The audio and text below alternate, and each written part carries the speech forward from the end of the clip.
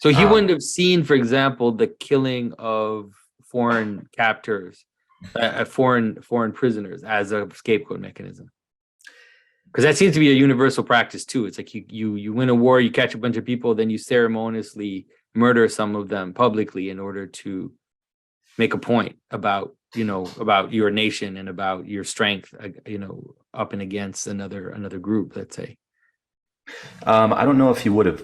I don't know if he would have said that, but that doesn't seem to be effective anymore, right? I mean, and then that could be because um, maybe at one point that was effective, but it doesn't seem effective anymore when that's happening. Maybe it's because it's not visible or something like that. And this is part of Girard's whole thesis: is that the scapegoat mechanism is becoming less and less effective, right? It doesn't work anymore the way that it used to before it was sort of revealed to humanity. Mm-hmm. And the concern for victims prevents the scapegoat mechanism. Like our eyes are somehow opened to the victim. And Mm-hmm. that is a direct result of sort of what's been shown to us in the revelation, really in the scriptures. And it makes the scapegoat mechanism less effective. So we either need more of them, we need them more often, and they simply don't work to bind people together. I guess in extraordinary cases, the scapegoat mechanism has worked to bind the world together. You could argue that the Holocaust, in some sense, did that, and like we're all united in this belief, like this can never happen again, Yeah. right? Um, But I've actually uh, argued that Hiroshima was a human sacrifice, in the sense that Americans said clearly, we have to kill these innocent people in order to stop the war. We have to kill these tens of thousands of innocent people, and in one shot. And if we do that, then we'll get a blessing from heaven. Like we will end the war. Because they weren't killing soldiers, and it was like a gamble almost. It really was. It was very similar to the cliche of how people think human sacrifice used to happen, right? It's like, if I kill this person, then the rain will come, or something like that. And it was like, that's what Hiroshima and Nagasaki were, I think. yeah, that's sort of, but a calculated human sacrifice in the Yeah. sense that we knew that innocent lives were going to be lost, but not knowing the future, just hoping that there was some kind of I don't know, would you say it was like a binding force or just pure like deterrent and fear? I think it was also a binding force. I think it Mm, it for sure it created, I think, the United States. In like, the United States is born in Hiroshima in some ways, in terms of what it would become, because it's like the radical action and the result of it, let's say ending the war, this kind of terrible thing, terrible action at the outset. It seemed to be a kind of founding, I think, for mm. America, leading into the next phase of their existence. So, but I don't know, like I said, that's my intuition in terms of watching it Well, I think intensely. the intuition is I think is right. I mean, in the sense that Girard said that every culture is founded on a founding murder. Yeah. So culture is always founded on some violent act. It's why culture emerges as the ritualized, like rituals and culture are and institutions arise to prevent the violence of the founding murder from happening again. Hmm. And in that sense, I sort of see it's not like America's only had one culture. I think we've had like a special culture since World War II. Yeah. And like maybe that I'm just talking out loud here. I've never thought about this, but like maybe that's the founding murder of the new post World War culture Yeah. and consensus, right?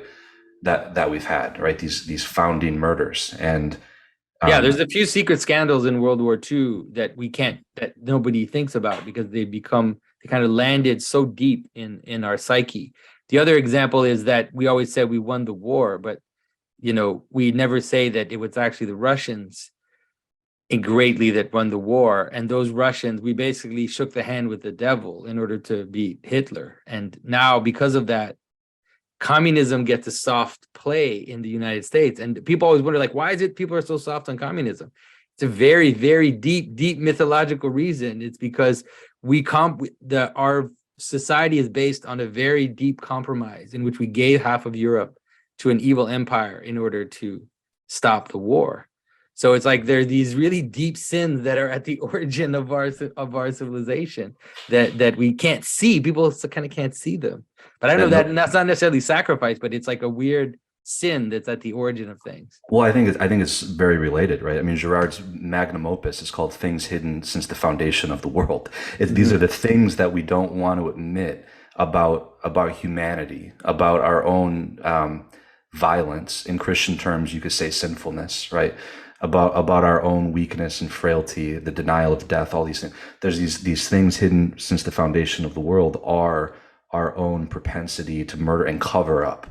And to cover up these things under rituals, under institutions, right? There's all kinds of like rituals in the world that are really for the sole purpose of preventing violence, right? This is like a very important part of Girard's theory. Is like there's an initial act of the scapegoat mechanism that happened at some point, and then it's ritualized after that, right? In the form of rituals, right? So companies can have these rituals, like a lot of sports, I think, developed, right? Especially like in the Roman Colosseum, like developed as rituals to prevent the spread of more violence. Yeah. But the scapegoat mechanism is always about stopping the spread of more violence, right?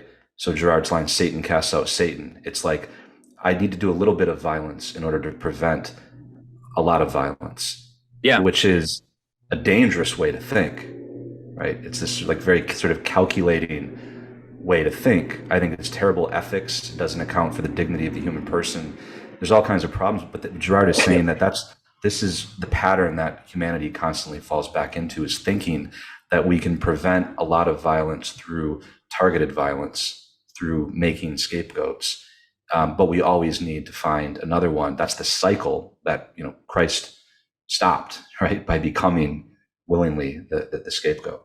Because some of the imagery in the story of Christ definitely has to do with this, in the sense that even in many of the church fathers, they'll often say, or in the hymnography, we hear, how the world is created from Christ's side. That is, in Christ being pierced, the water and the blood that come out is the church. It's actually the world. Saint Maximus talks about the world is being created, while Christ is dying on the cross. And this sense that the world comes out of his side, like Eve comes out of Christ's side, or the church comes out of his side. And so it seems like the symbolism is carried into Christianity, but like you said, it's kind of flipped, or it's subverted because it's a form of self-sacrifice. Then it's like the civilization that gets founded ends up not being the Roman civilization that pierced Christ, but the civilization that Christ is secretly planting is the one that will rise up and take over Rome ultimately. Never completely, but at least enough for the transformation to be real. Yeah, and that symbolism, the symbolism that you're describing, like the blood and water that flowed from the side of Christ, the Eucharist itself has all kinds of symbolism, right? You're talking about like blood and body, right? And it itself is constituted through a sacrificial act, right? You have to crush grapes until they can become so, and the wheat into the bread. So all of the language and the symbolism of sacrifice is now non-bloody sacrifice is thoroughly infused in the symbolism of the liturgy, at least the one that you and I think both know.